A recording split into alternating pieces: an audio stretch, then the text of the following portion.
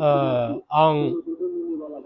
आंनि मुङा रेनजेन बसुमतारी आङो नैबे लाइमुथि फरेस्ट एफआरसि जोंनि पाब्लिकनि ग्राम सभानि आङो प्रेसिडेन्ट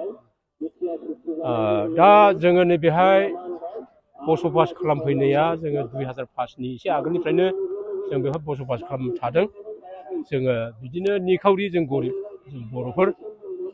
आरो जोङो बेबायदिनो बे हाग्रा बंग्राखौ जोङो जबरदस्ति थाफैनाय जाहैबाय फरेस्टनि आयेनाव अब्लाबो जोङोखौ दा थानो होबाय आरो जोङो बेबायदिनो गोबां दुखु जोङो भुगिनांबोदों बिदिनो ओरै सानजाजों थानाय सोनाबजों थानाय ओरै लावफानि दैमा दं ओरै सामफुर दैमा दं जोंहा बिदिनो दैज्लां जाब्ला जोङो बे दैखौ बारलांनो हाया बिदिनो लोमजानाय बेमार आजार जायो आरो बिदिनो आइजोफ्रा बिदिनो डिलिभारि बिदिनो इमारजेन्सि माबा डक्टरजों अपारेसन खालामजानो गोनां बिदिनो जोंहा थाबायलांनो मानो बेबायदि जोंहा गोबां खहा जालांदों आरोखि माखासे थैनानै थांदों बिदि हास्लाबियाव माखासेया बिदिनो खुनुरुखुम आदा मरायै बासिना दङ आरो जोङो बे जेब्ला 2005नि एसे माबा फैबावो द'सिम बेनिफ्राय जोङो जोंनि जे सरकारनि मोननांगौ जोंबो बे रायजोनिनो बे देशनिनो जोंबो मानसिखाय जों बर' मानसिखाय जोंबो जोंनि सरकारनिफ्राय जि मोन्थाय दं जों बेखौहाय जोङो आसा खालामदोंमोन जोङो मानसिनो जोङो मा नांगौ बिदिनो 1 नम्बराव लामा सामा स्कुल आरो फाहामसालि बे डक्टर मेडिकेलखौ जोङो नांगौ आरो लामा सामा नांगौ दलां नांगौ होननानै जों बिबाय थादोंमोन जोङो हास्थायबाय थादोंमोन खेंखायबाय थादोंमोन जोङो मोनाखैमोन खिन्थु जोङो दिनै नैबे दिनै 2024 मायथाइनि बे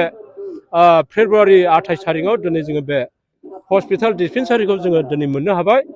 जोंनि UPPL पार्टि बेनि जोंनि सरकारनिफ्राय आङो बेखौनो दा बे जायगानि जानानै आङो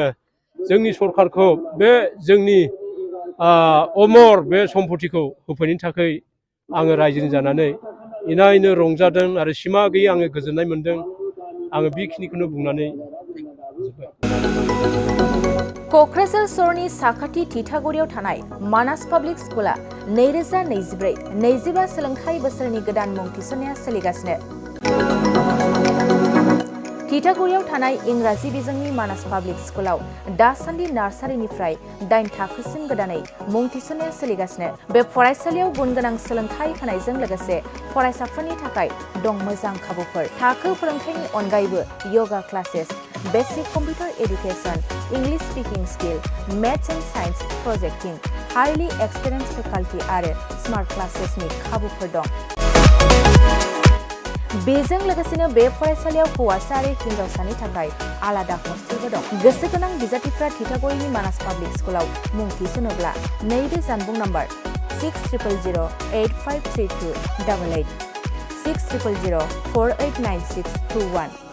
9101008849 कल खालामनानै सुलाद लानो हागोन।